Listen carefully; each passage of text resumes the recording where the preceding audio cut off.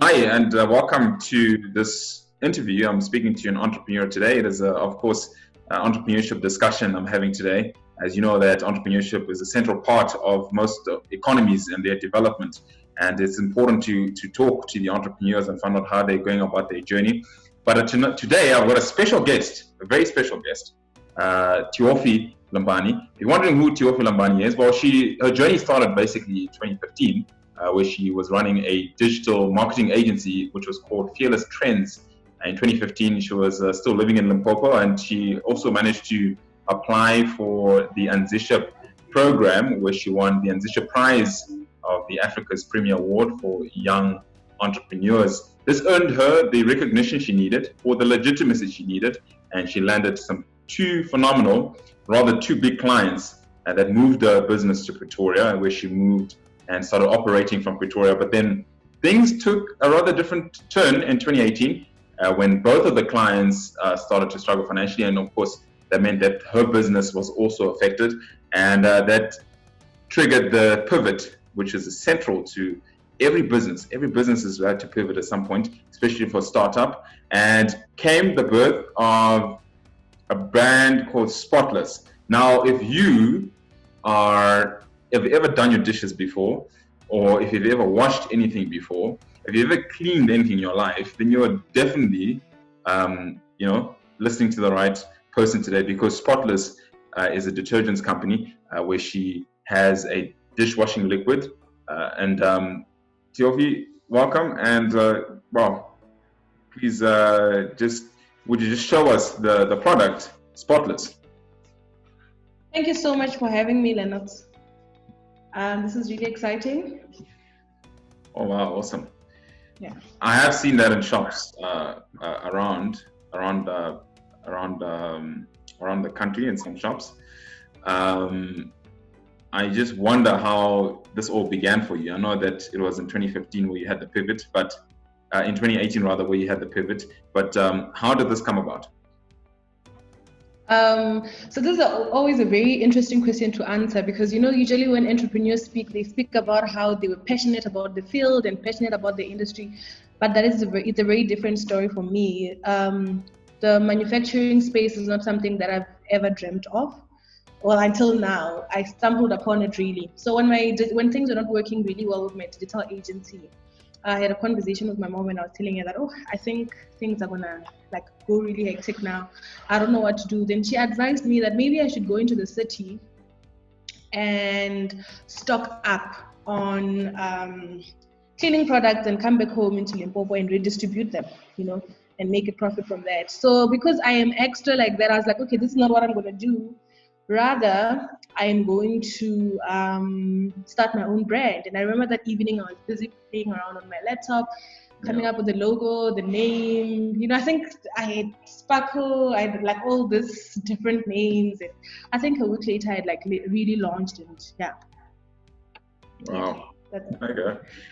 And I mean, it's obviously it's an idea, and then it goes from idea to more of a conversation, and then to, of course, more in-look and a little bit more research, if you want to call it. How did you go about your market research for the specific idea you had? So there's a lot of information available on the internet on our industry, luckily enough, because we've got some very big players that do reports on how things are functioning within their businesses. So I did a lot of research on the internet in terms of the family consumptions of products that we're supplying, how readily people are to try new things and the type of stuff. So I really prepared myself for the industry by, first of all, getting a mentor who's in the industry. I'm mentored by Ntombentle Katwani from Afro Botanics. So I think before I even started anything, I went into a meeting with her where she practically took me through everything that I need to know about the industry and what I should rather do instead of doing what I was thinking. And she's also one of the people who told me that I should depend a lot on the internet, because there's a lot of information that is available. You can see how your players are marketing their products, how they're selling it, and who they're selling it to. And then when you're positioning yourself in the market, that is the information that comes behind it. That's fantastic. Now, I mean, I've been talking to a lot of entrepreneurs, a lot of startups over the last couple of years, and it surprises me sometimes when you're talking to them, you hear them say, I've got this idea, right? But I'm not really going to tell you what it is. But, they don't really say much. Yeah. I mean, you talk about mentorship, right? You talk about the role of having other people around you. I think it's very important to talk about ideas before you even execute them, or as you execute them. Helps you get that feedback that you need and help you think about things from a different perspective. So how was the role of a mentor in your life at that point as you were trying to kickstart this business? I think it was very important because what I had at that moment is just an idea, and I thought I was going to get into the industry and start making millions, really. So having someone like her who was practically sorry, I just got distracted a bit there. So having someone like her who practically gave me all the experience, and she told me about all the mistakes that she made, and it's really important. And also right now, because I don't know everything about the manufacturing and the retail industry, I always have to go back to her when things are not going really well and I need advice and I need someone to talk to. So I think just having someone who has made mistakes and have walked like a similar journey to you before you helps a lot, because you always have someone to call up, if I feel like this is something that is happening that I don't understand, if maybe I'm branching into a different, I'm expanding the product range, and I feel like maybe this product is not going to be consumed on the market, I call her up and ask her.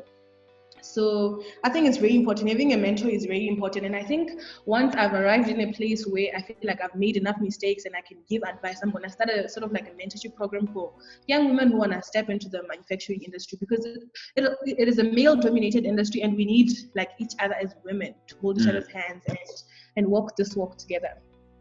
Wow. And it's certainly sometimes lonely, the entrepreneurial process of obviously trying to get an idea going off the ground. I just wonder, just in terms of, as you mentioned that, it's a very male-dominated space, what are some of those challenges that you are facing as a woman who is in the manufacturing space in South Africa? Well, generally men are very condescending, they're patronizing, and also I think, because even the Bible says that men have been given more power than women, That's why even when you're in relationships, the man gets the respect and the woman gets the love. So generally and naturally, men are just stronger beings, and they're not gentle in their approaches, the way they deal. So they're very rough. Men are rough in their nature. That's why they play sports, they play rugby, and and all these other. So you need to step in there and have like all this armor around you to protect yourself, because men say things that can hurt your feelings. They don't really care about, they don't tiptoe around you. So that is very harsh. So in terms of like your emotional well-being and being caressed nicely, men are not in that field of trying to put things up so that you feel good about yourself. So it's very rough in that sense. But other than that, if you're willing to do the work, and that means if you like physically, stepping up in that sense, then I think it gets better. You get used to being in such an industry where men are dominating. Yeah. Okay, but talking about that specific area, would you say that what is the best way to sort of go around it? I hear you talking about obviously emotional control or managing your emotions. What is the sort of best way to deal with uncharted waters where you are in the minority and you need to sort of get the work done, but you obviously have to deal with all of these challenges that you mentioned? Yeah, I think cementing yourself in your space, because I'm not in manufacturing by mistake. It's not a mistake. It's somewhere where I want to be. So when you place your feet in the cement and you make sure that this is where I'm gonna stick, so just finding your place in the big cake, saying this is my piece of cake and I'm gonna hold on to it. I think that is important, because if you feel like you're in a space where you're not supposed to be, that is gonna be a big problem for you to begin with. So if you know that you're in a space that you would like to be in and you want to stay in, then that makes it very easy for you. And I think also when you read it, because there's a lot of women who are in different fields where they're always in the minority and they feel like they're not sure where they are. If you stay in there and you read about these women and you get motivated and you get encouraged, then there's no way that you can't deal with it. So you just need to be sure of yourself, and that I'm in the space and I'm in the space to be in it. I'm not going anywhere, and in that way, then you know that I'm going to be. And you let the people around you, the men around you, that I'm also here and I deserve to be here just like you. So they will give you the respect that you deserve. Yeah. Wow, that's interesting. So here, more like ownership of your craft, as well as really embracing your identity. Yeah. Identity is important in entrepreneurship because sometimes your identity pivots or it changes or transitions, right? You might be a student, and then your identity shifts to maybe a young entrepreneur. Now you won the Anzisha Very Young Entrepreneur, fund. Just tell us a little bit about the identity, identity shifts that you've had to deal with. I mean, you're very young now, and obviously probably having to be studying and then also to be running this business simultaneously. How have you gone about the identity shifts and the identity transitions?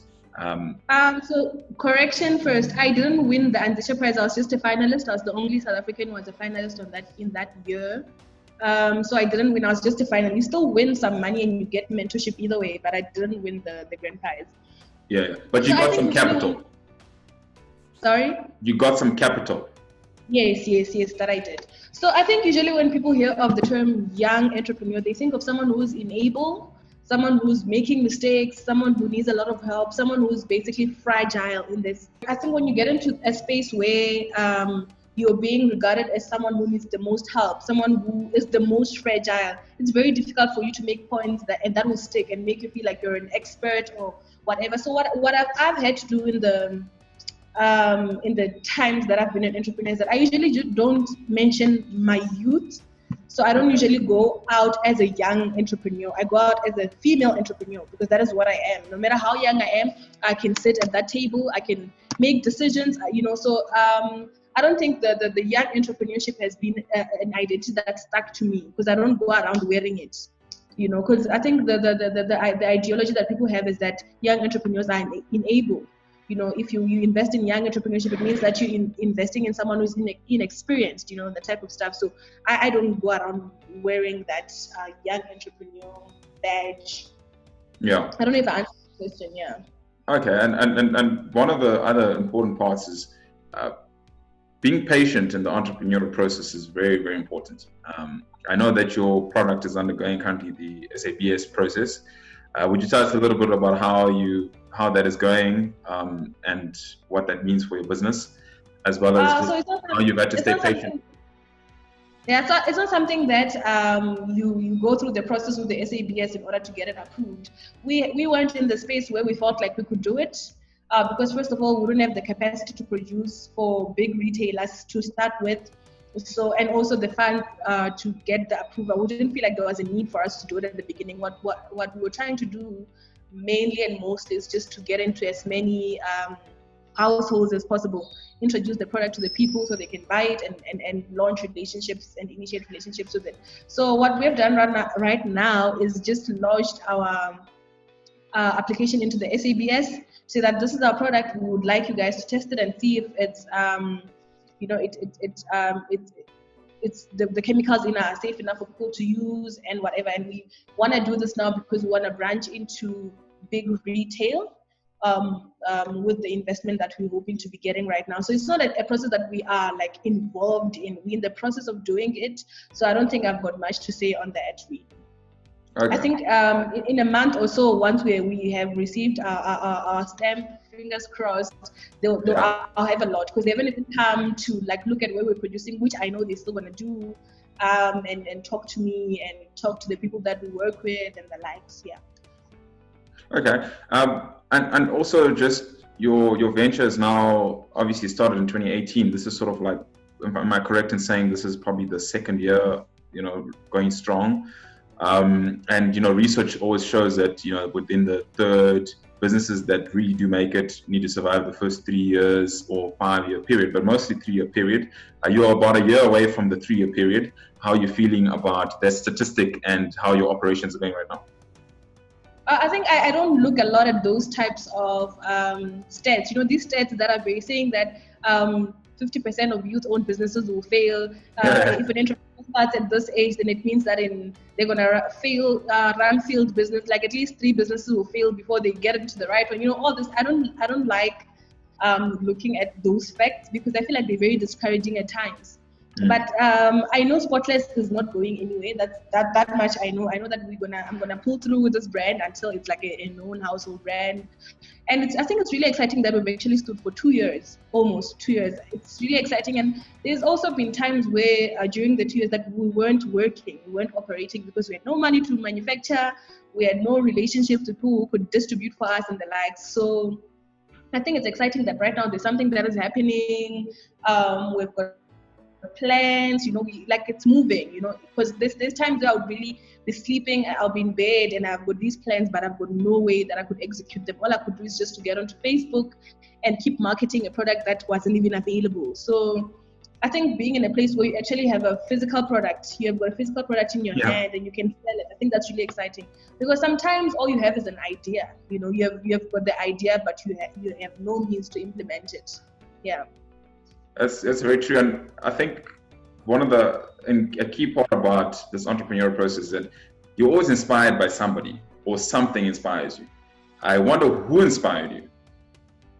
My grandmother is my biggest inspiration. My grandmother is an entrepreneur herself. Well, what do you call an entrepreneur an entrepreneur who's just selling things so they could make a living. I forgot that word. Necessity. Yes, entrepreneur. Yeah. So she sells a few things in the house, like your fish, your chips, these easy things that people need every day. And that's the money, like from her business, she has made enough money to put her kids through university. And, she's like a really amazing lady. And I think what really inspires me about it is that she's disabled.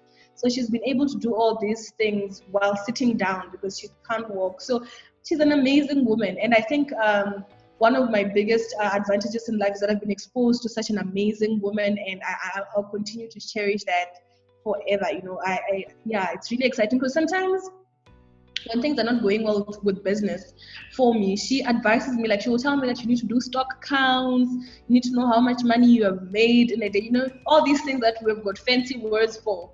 Like the petty cash register or whatever. She calls it the most basic things, but it is what business is. And I think she's very smart and I really love her and I look up to her. She's my biggest inspiration. Wow. That's very interesting. And I can see the excitement and, the smile on your face when you talk about the importance and the contribution your grandmother's had to your journey. It's very exciting to see. And I'm really excited that, it's really from home. So it's sort of in your DNA, really, because you've seen it growing up. And another part as well is with entrepreneurship, a lot of people really think that it's the glamorous side, the fabulous side that people think about of maybe getting that nice house, that big car, whatever it might be. But at the end of the day, really, it's not like that. It's the reality is, there's a dark side to entrepreneurship. Long hours, the stress, the anxiety, the frustration. The rejection. How have you handled the gray side of entrepreneurship? The gray side, the darker side of entrepreneurship. Yeah, the dark side. I think I've walked through the darker sides more than the glamorous side. And I think the unfortunate thing is that when people they see someone who's doing really well and someone who's in the news, someone who's doing interviews and whatever. But it's a rough journey, Sometimes you don't even know how you're going to pay your rent, what you're going to eat, how you're going to fuel your car and the likes. So I think prayer has been my biggest, what is that word? I pray a lot, and sometimes I feel like when you push your problems to the Lord, you feel more confident in tomorrow, Would you say, so I guess it's sort of you must always have some sense of a place maybe where you find strength. It could be a spiritual place. It could be a higher place. You have to grow it from a higher place. It can, it can be in self. It can be in dreams. It can be in the universe. But you have to get the source has to be a higher place than you, because sometimes yourself, the strength within you, is just not enough to carry you in entrepreneurship, and you just need a higher power. Some people find that in their parents, in their families, that they know that sometimes you just need to run home and refill. But I find that in God, reading my Bible, reading devotionals, praying, worshiping, I find that, okay, things are going to be fine. Today might not be a good day, but tomorrow could be better. And I think that's what keeps me going. So, obviously the first business had to stop. you must have learned a lot from there. But why do you wish you knew then that you know now about entrepreneurship and the business world? That it's not going to be easy, and you just have to keep at it, I know that if things are not working out today, cry while you're working. You cry while you do it. If things are not working out, you need to persevere, to go on, you push, you press on. And I think if I knew that in my previous business, I would have, and also working hard. I had this thing that, especially after I got into the Anzisha fellowship, I felt like I deserved things. When you've got things that I don't look into work as art, I'm an Anzisha fellow, so things must come to me. And I almost like laid back a bit and stopped working. And that was the biggest mistake. Because I'm sure in the year that I was in the Anzisha Prize, I could have signed a lot of clients, if I wanted to. But because I thought like, well, if people want to work with me, they can approach me. So that attitude of laziness and feeling entitled was the biggest problem. And I'm just glad that I didn't carry that into Spotless, because I work bloody hard now. Wow. So, yeah. How did you just deal with the issue of feeling entitled? How did you overcome that feeling? So I made a lot of mistakes, and getting to a point where you can't afford basic things because you slept on when you sleep on yourself and you wake up one day and you're just like, what? I can't believe all that passed me. And then I think, and also there's people who look out for me that actually gave me talks like, girl, wake up. And I think that is when and I realized that, okay, I've got so much potential, but I'm really sleeping on myself. That I need to wake up early in the morning and get the work done. I think that's I made very big mistakes that made me wake up to also realize that there's people that I thought would always have my back that I lost, and now I had to watch out for myself and that type of stuff. So it's just like a journey, I've had to lose a lot in order for me to realize how important it is for me to work hard. Sure. I think the pandemic has certainly taught us that things can change overnight, and things can change, and if you're not adaptable to the change, you will really struggle to survive in the market. I wonder, how is your venture gone about adapting to these changes that have been forced due to the pandemic changes? So before the lockdown, we were not operating at all. We had no money, we had no resources, we had like no means. And I think 2 weeks into the lockdown, we actually got our things together, and we initiated relationships with people who are assisting us. And only then we were able to get into production and start selling. So we stepped into the lockdown from a place of nothingness, so we actually went in, like it was, I can't say the lockdown helped us in any way. We're just grateful that we are an essential service and we could still manufacture and still sell during the lockdown. And so we're just grateful that we could still do that, because we're coming from a place where we were not selling anything and nothing was really working out for us. So yeah, it worked better, that we could still work under the lockdown regulations. But I'm sure our sales would have been much higher had it not been for the lockdown. Because also we just, like, for example, I won't go into Joburg right now to sell because the COVID-19 hotspot, stuff like that. So we just our sales are much lower, and and I'm sure even people are not buying as much, because people's jobs have been affected, people's businesses have been affected, and they don't have as much buying power as they would have before the pandemic. So yeah, I think it's one of those that we, like, I can't say that we had to close down operations because of the lockdown. We had to, because there's some people who are really going through a tough time because of this pandemic, and fortunately enough, we are not one of them who are just like going through like drastic things. Okay.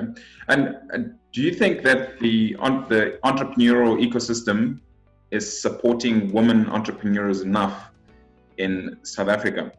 If not, what would you like to see done for women entrepreneurs? I don't think there is enough young female entrepreneurial initiatives run or led by the government. I don't think the government does enough for young female entrepreneurs. And I think if there's like, maybe not even money, because I think usually when we complain about entrepreneurship, female entrepreneurship and the government's involvement, we talk about money, not even money, just mentorship, having conferences where we can all get together and, share ideas and connect and network. I think they're not doing enough in that sense. And also, I feel like also women. I'm just very fortunate that I've had a woman help me and assist me with my business from the very beginning, who is mentoring me. But I think women are not available for each other ourselves before we even expect corporates and the government to do much for us. I think we ourselves don't do enough for each other, because I feel like there's so many gatekeepers, female gatekeepers, that keep pushing women out.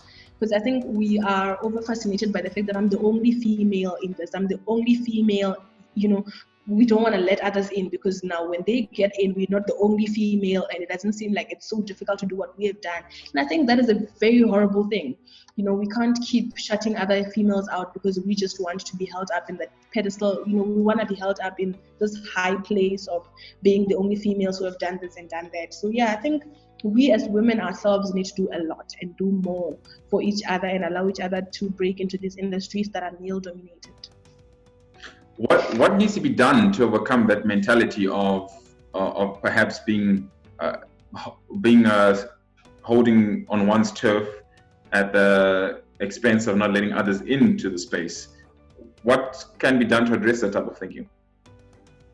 I think we need to stop over praising, and saying that need to, because I think the more, if we keep making it seem like having seats in high, male dominated spaces is this huge privilege, then we're gonna keep shutting each other out. I think if we the industries and the corporate world is less sexist and they let women in as much as they let men in, there won't be this thing of me having to feel like being in a male dominated space is like this glory. I'm this person that is greater than everyone else. I don't know if I'm making sense, but I think policy, like the changes need to start within the organizations, within the government, within the actual industry policy makers and that type of stuff. That, because I know there's like a lot of places where men are given first preference to women, and I think if that stops, then it will stop being they will stop being like this huge difference between accepting women as in comparison to accepting men. I don't know if that even makes sense, but I think this is what I'm trying to say. Yeah. Mm-hmm. So more, a sense of really women helping each other out first before external assistance can even sort of come together. Moving forward in the future now, where would you say you want to take this business in the next 5 years, 2025? Where will Spotless be in your vision? Oh yeah, the vision is household brand, from South Africa into Africa into the rest of the world. So I think we right now our country is going in the right direction in terms of we're conscious in what we consume. I think more people now look at the proudly South African stamp or proudly produced in South Africa before they purchase anything off the shelf. So I think there's space for us. There's space for us to expand our product range and even break into maybe food and other type of things. So we have formulas for other cleaning detergents, fabric softener, laundry detergents, and the like. So it's gonna be a big household name, and people are welcoming it into their households, and hopefully they're gonna continue to do so and continue to love our products so much that we can continue basically giving it out and selling it and making sure that it's on big shelves and that people can easily buy it. Okay. What products do you have right now that you're selling? It's just dishes. We only have dishwashing liquid at the moment. We have tested laundry detergent and fabric softener, so we're going to launch them as soon as we have the funds to do so. And the plan is to have a full range. I'll send you a picture so you can show it in this video. The plan is to have a full cleaning range. We have mock-ups of what it's going to look like, but yeah, that is the plan at the end of the day. We only started with the dishwashing liquid because it's the easiest to manufacture and it's the easiest to move, and it doesn't perish very quickly. So here, this one was manufactured on the 7th of May and it only expires on the 6th of May 2023. So you see, so this is something that we can have it in our hands for 3 years, and wow. Yeah, we won't run at a loss. Yeah. So operationally now, if somebody is listening to this thinking, hey, I would like to support your business, or perhaps I am listening to this and I'm thinking, hey, I would like to wash my dishes with that specific detergent. What is the process? How can they get access to your product? So if you go on our Facebook page, which is Spotless South Africa, you can see a list of stores where we're available. Come to Kitchen in Midrand have a lot of our stock, and we've got a few other stores in Katlehong, as well as Pretoria, in the Kasi. In Pretoria, the supermarkets in the Kasi do have it. But if you want it to be delivered at your house, you can order with the Uhuru shop. Okay. And is there a specific quantity that you need to order with Uhuru for it to be delivered to your place, or not really? I think just a six pack. You can't buy singles, so it's a 6-pack. Okay. Yeah, so you have to buy at least 6 of the 750 milliliters. But if you want to buy a unit, you can just, I mean, like the sponsor shops in the hood, you know, like they do have it. You know, maybe not in the towns, but the sponsor shops in like your Katlehong, your Tepisong, you will find it there just to buy your unit. Yeah. And it's very affordable. The recommended shelf price is 25 rands. Okay. Well, definitely be getting myself a couple of containers, I'm sure, in the coming weeks to support the business, of course. And another important part as well is your thoughts around women listening to this right now, thinking, "Whoa, where do I begin? I've got this idea. What should I do?" What is your advice to them? I always speak of starting, because I think once you start, you sort of like, you can shape everything once you have stepped in. It's very difficult for you to imagine anything while you're out of it. You know, when I had an idea for Spotless, all I had was just an idea. So I couldn't even envision it being a household brand, or envision it having a full range of cleaning products, because I wasn't in it. So once you step into it, then you step into greatness, and you can imagine it, you can envision it, you can work it. So I think my biggest advice is that start now and start with what you have. Stop waiting for people to give you R1 million to launch your product. Go and buy a 25-liter bucket and get basic raw materials and just start with what you have. Go and print at the, just do with what you have. And once you believe enough in your dream, and once you have started working on it, it's even easier for other people to invest in it. So just start. I think the biggest thing is starting, and we're scared of starting, because sometimes we're scared of failing, but you don't know how much greatness can come from just stepping in, and taking that first step, and doing your research and starting with the very little that you have. Greatness comes from small. Small is big, some people say. Mm-hmm. And also just talking about what you mentioned, the frugal sense of innovation, that you making do with what you have is very important, as opposed to waiting to have everything, right? That paralyzes your ability to act. Very, very true. And just final thoughts now. I mean, this is, a lot of MasterCard scholars, cohort of scholars, alumni are actually watching this video. And your thoughts to, some people who have perhaps finished their program at university and are probably waiting to get their job, or are trying to effectuate their ideas as they work. It can be a bit of a challenge, or as you study. So any, tips, time management tips, or how best you can go around this to manage both the demands of work as well as the demands of being a student at university? I think it's very difficult for to start a business while you're busy with something else. But there's nothing that you can't do if you put your heart to it, If something is very important to you, you'll make sure that you get it done. It's like having to go to school and having to come back and make something to eat. You won't say, I was so busy at school that I couldn't eat. Do you understand? So if something is very important to you, you'll slot it in, you'll make time for it. So I think prioritizing your work in what you want to do, and actually because people usually speak of passion. You have to have like a strong passion for something, but passion isn't something that just comes. You can actually build passion for something. So build passion for something. That means you reading about it, you drawing excitement for it, then you grow this passion that every day you're gonna maybe put 2 hours of your day into your business. So, I think if you just cultivate the passion in you for all the things that you're doing, that can be your school, your family, your health, you can actually do it. And I think vision boards help a lot, because I've got a vision board on my bedroom wall that basically has everything that you can think of, right. Everything. Yeah, and just looking at it, and sometimes because I've got this, I've got a picture of the full range. When I'm feeling lazy, it actually says, "Don't forget, this is the dream." And I actually say, Right. "Okay, this is get working." So I think have a vision board that sort of like details everything that you want to do, and have a timetable and just allocate times. Say I'm gonna read my Bible for 1 hour, pray for 30 minutes. I'm gonna exercise 3 days a week for 2.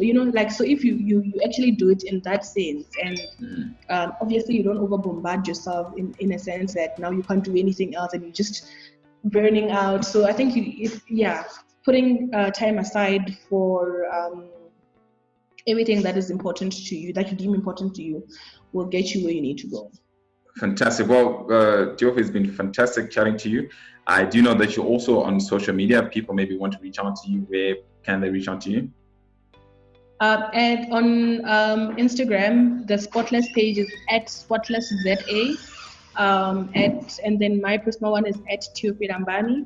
On Twitter, there is no Spotless page. It's just my personal one, @Thiofhi Lambani. There's a lot of content on Spotless. I hardly ever post stuff about myself.